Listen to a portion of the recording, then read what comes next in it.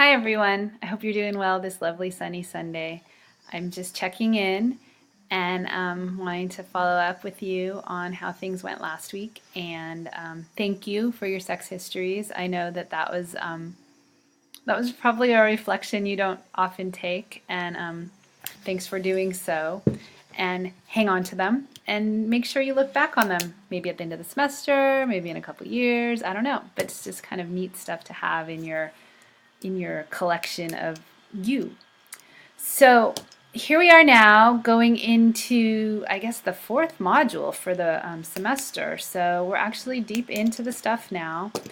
And last week you got to look at female sexual anatomy and physiology. So you learned a lot about how different parts of our anatomy work together to do things like make babies. And I think that's pretty interesting, amazing that our bodies can do that. Full disclosure, as a non-biologist person, this reading is my least favorite of the semester. So the female and the male sexual anatomy chapters are usually the chapters where I find myself kind of slugging along.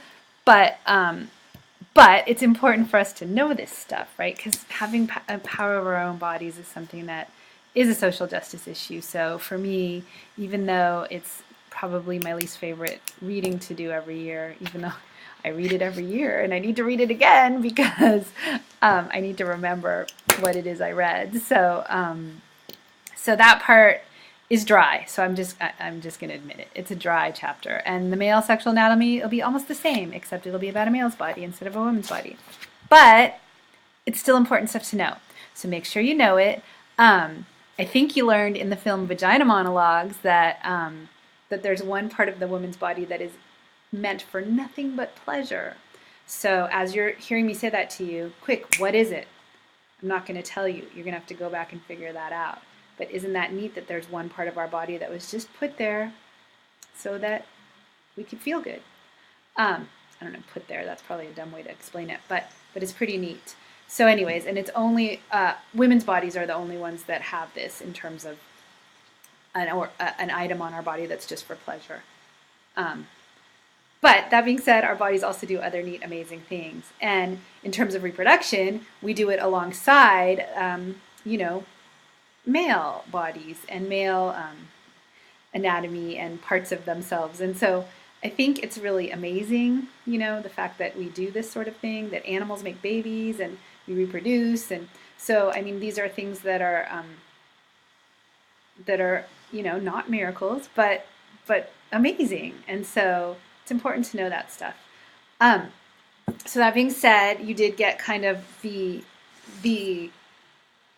partner to the more scientific chapter that you read. You got the Vagina Monologues, which was hopefully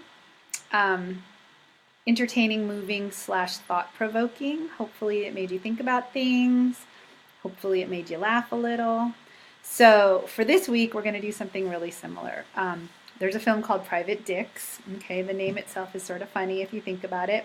So you're going to watch that film, and part of your response this week will be to talk about what you learned about male anatomy and physiology, what new stuff you learned, but also chime in about the film. Did it make you laugh? Did it make you think?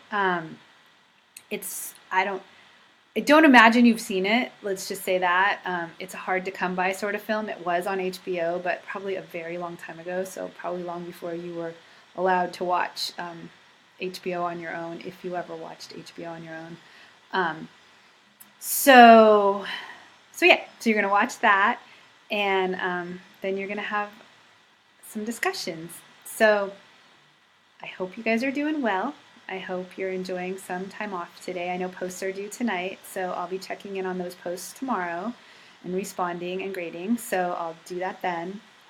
And so enjoy the rest of your Sunday, and I will see you on the forums. Take care.